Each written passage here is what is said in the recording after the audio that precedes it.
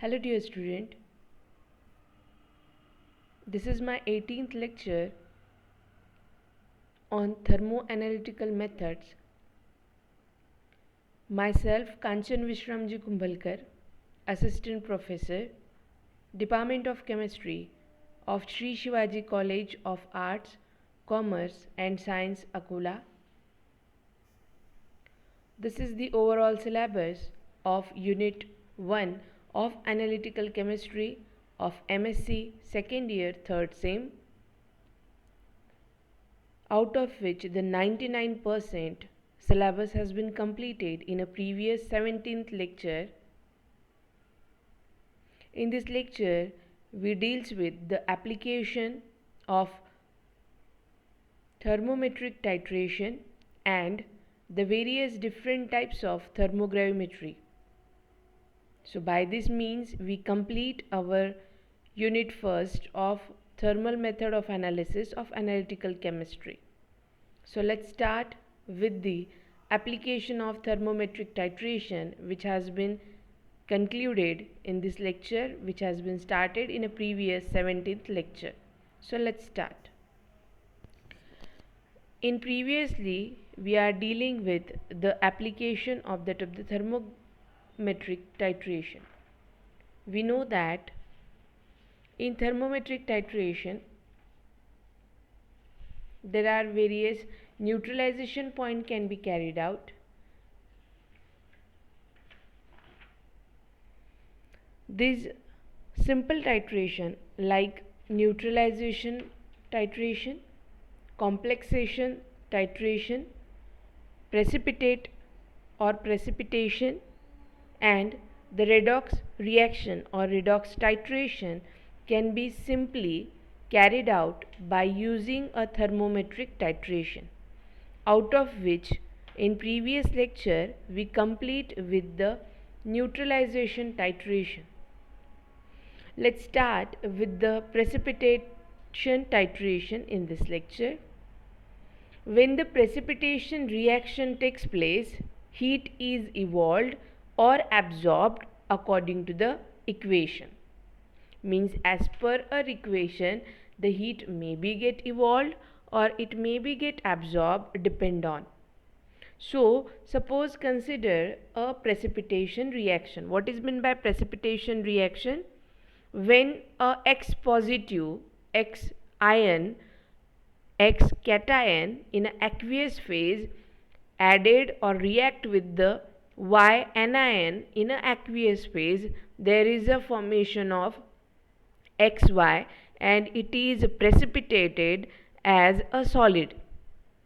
Means X plus in aqueous phase plus Y minus aqueous phase react and gives XY in a solid phase with a liberation or absorbance of delta H, where delta H is the heat of reaction evolved or absorbed by this above equation.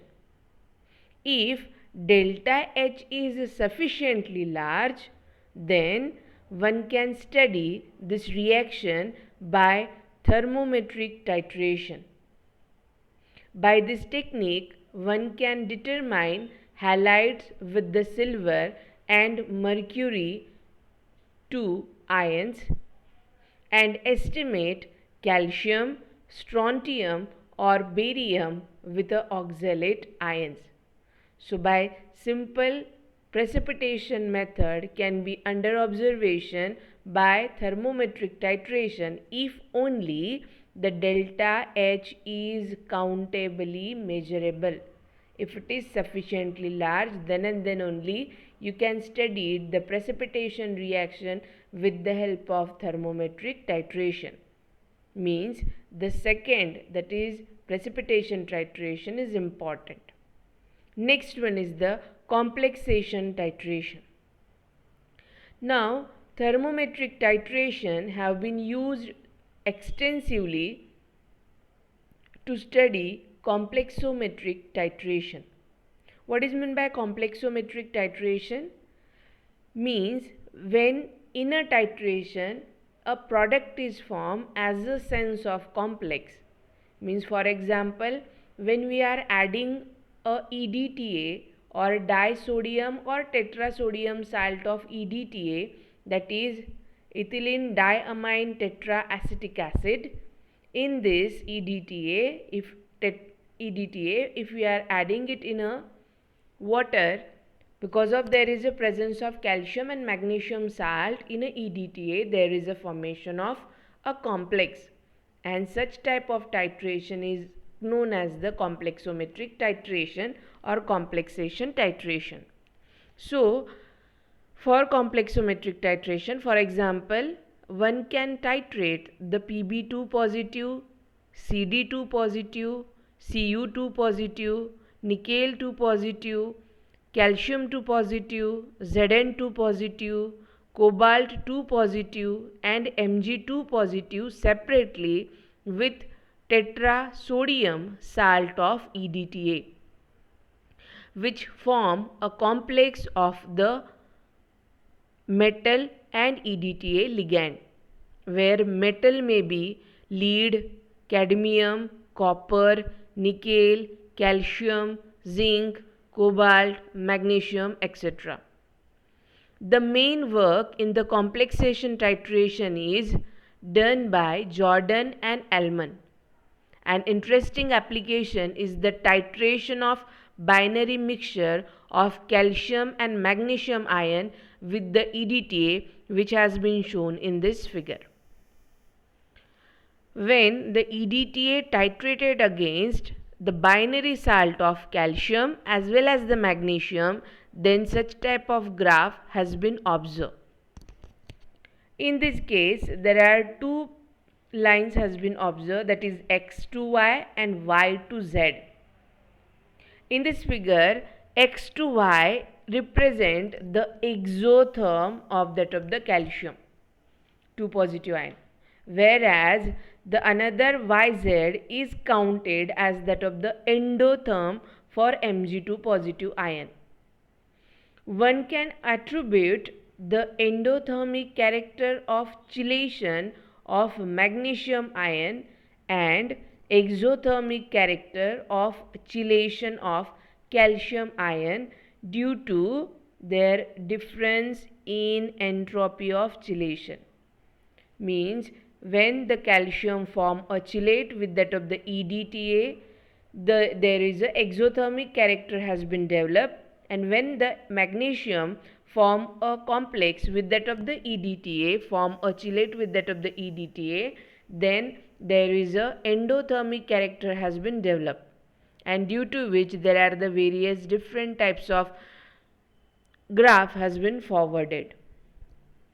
From the above, it follows that one can do the titration of a mixture of calcium and magnesium 2 positive with the EDTA by thermometric titration, because calcium salt react with EDTA in a exothermic matter, means there is a heat liberated takes place, means in this case the heat liberation takes place, it responds to the temperature change differently as compared to the magnesium, because magnesium form a chelate with the EDTA with the endothermic character. Hence, from this above, it has been followed that one can do the titration of mixture of calcium 2 positive and magnesium 2 positive with EDTA by thermometric titration, and therefore one can estimate the amount of calcium 2 positive and magnesium 2 positive ion separately by a single titration. But on the other hand, it is not possible in a normal titrometric procedure, because in normal titrometric procedure we have to identify and calculate separately for that of the Mg and calcium. Similarly, the procedures which has been using, normally the titrometric procedure which has been using, that is solochrome black or EBT, that is this indicator is also used, solochrome black or Eriochrome black tea as indicator to determine their amount separately.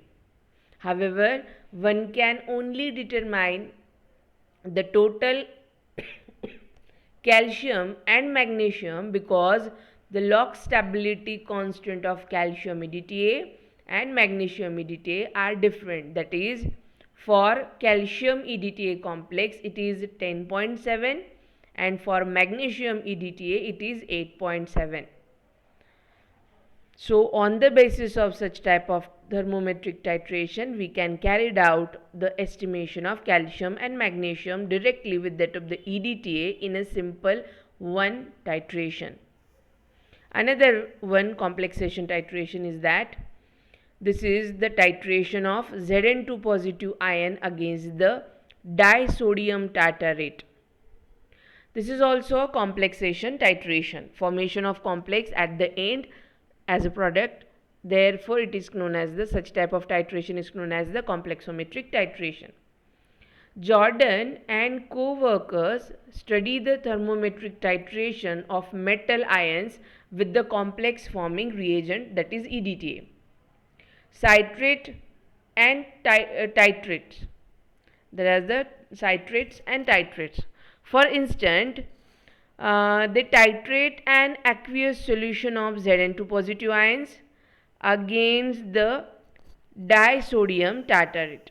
The Zn2 positive ion has been titrated against the disodium tartarate. The titration curve show two breaks which represent first and second, which represent the formation of zinc and tartrate complex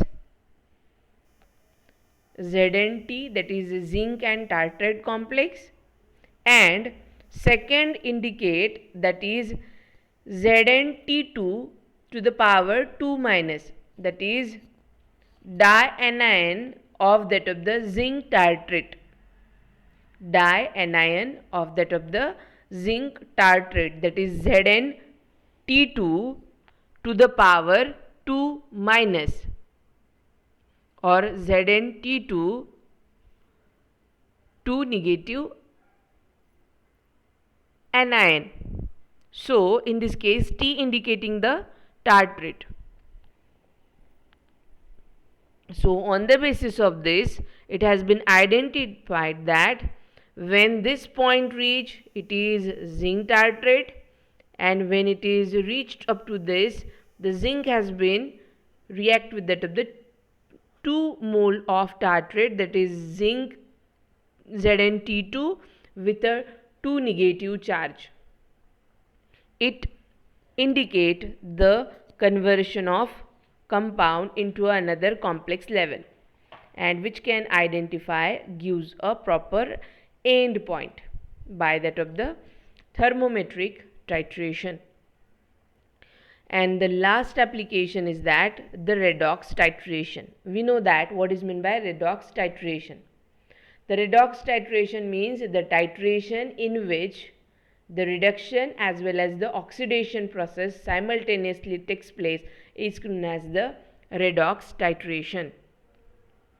This titration have not been studied much by thermometrically, but however some few examples are known.